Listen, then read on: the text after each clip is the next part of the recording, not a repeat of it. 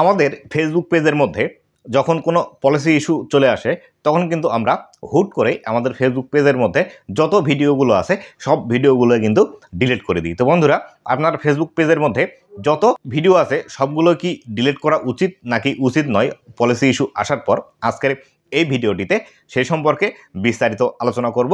অবশ্যই ভিডিওটি লাস্ট পর্যন্ত দেখুন, কেননা আপনি যদি একজন নতুন কন্টেন্ট ক্রিয়েটার হয়ে থাকেন সেক্ষেত্রেও এই ভিডিওটি আপনার জন্য জরুরি, এবং আপনি যদি অলরেডি পুরাতন কন্টেন্ট ক্রিয়েটার হয়ে থাকেন সেক্ষেত্রে কিন্তু আপনার জন্য এই বিষয়টি জরুরি। কেননা আপনারা নতুন পুরাতন যারাই আছেন না কেন এই ভুলগুলো কিন্তু সবাই করে থাকেন। তাই অবশ্যই ভিডিওটি লাস্ট পর্যন্ত দেখুন। লাস্ট পর্যন্ত দেখলে এই সম্পর্কিত আপনাদের মধ্যে যে হেজিটেশন আছে সেটি কিন্তু দূর করতে পারবেন এই ভিডিওটি সম্পূর্ণ দেখার মাধ্যমে। তো বন্ধুরা, ভিডিওটি শুরু করার আগে ছোট্ট একটি রিকোয়েস্ট, চ্যানেলে নতুন হয়ে থাকলে অবশ্যই চ্যানেলটি সাবস্ক্রাইব করে দিবেন।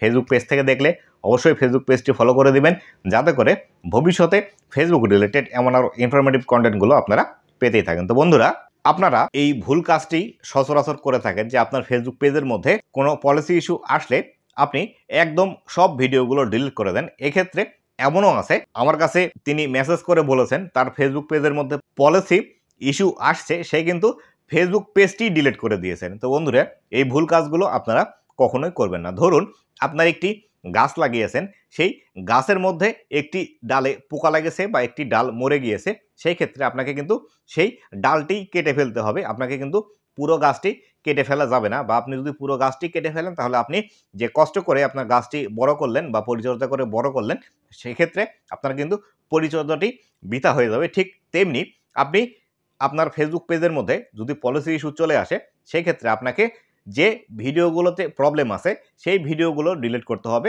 কিন্তু সব ভিডিও আপনাকে ডিলিট করতে হবে না। এক্ষেত্রে আপনাকে একটু কষ্ট করে দেখতে হবে যে আসলে আপনার এই ফেসবুক পেজের মধ্যে কবে এই সমস্যাটি আসলো বা কবে থেকে আপনি দেখতে পাচ্ছেন। সেই ক্ষেত্রে আপনার সেই যে নির্দিষ্ট তারিখটি আছে সেই তারিখ থেকে বিগত 7 দিনের মধ্যে আপনার ভিডিওগুলো একটু খেয়াল করবেন। যদি আপনি বিগত 7 দিনের মধ্যে এই ভিডিওগুলো খেয়াল করেন বা যে ভিডিওগুলো আপলোড করেছেন সেই ভিডিওগুলো একটু ফলো আপ করেন, তাহলে বিস্তারিত এই বিষয়গুলো সম্পর্কে জানতে পারবেন যে আসলে আপনার কোন ভিডিও থেকে সমস্যা আসতে পারে বা কোন ভিডিও থেকে আপনার এই সমস্যাগুলো এসেছে। এক্ষেত্রে ফেসবুকের মধ্যে যে সমস্যাগুলো বেশি আসে সেটি হলো limited originality of content, unoriginal content, community standard violation.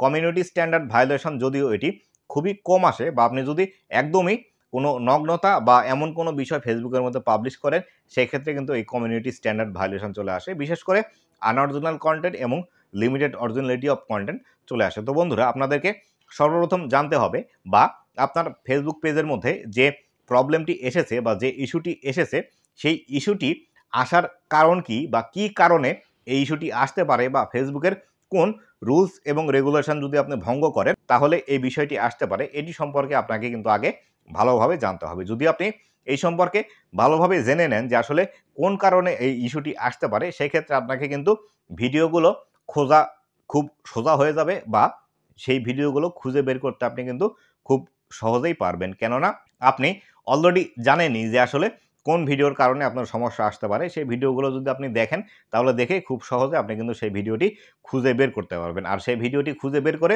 শুধুমাত্র সেই ভিডিওটি আপনাকে ডিলিট করতে হবে।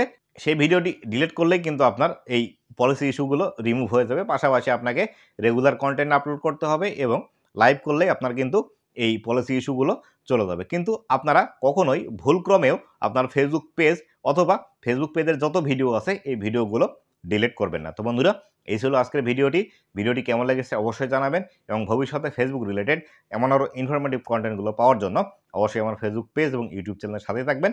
ধন্যবাদ সবাইকে।